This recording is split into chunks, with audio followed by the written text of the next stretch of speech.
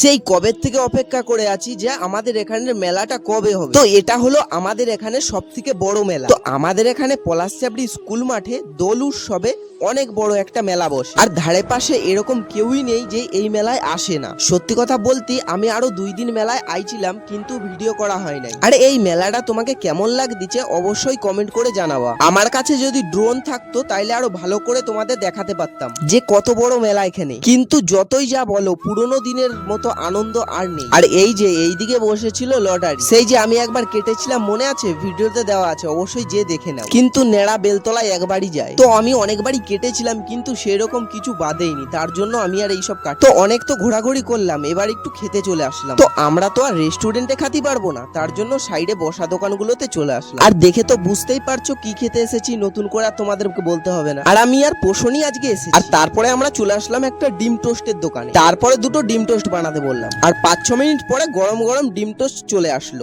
আমাকে আর কাজ কি, খাও দাও আর ঘুরো। তো এই যে এইটাই ঝাপাচ্ছে, এটাকে কি বলে অবশ্যই তোমরা কমেন্টে জানাবে, তো আমার এটা জানা নেই। তো আমাকে সময় এইগুলো তো ছিল না, তার জন্য জানি। তারপরে একটা বন্ধুর সাথে দেখা হয়ে যায়, আর ওর সাথে একটু কথা টথা বলার পর আইসক্রিম দোকান থেকে দুটো রাবড়ি আইসক্রিম কিনে নিয়ে খেতে খেতে বাড়িতে চলে আসলাম।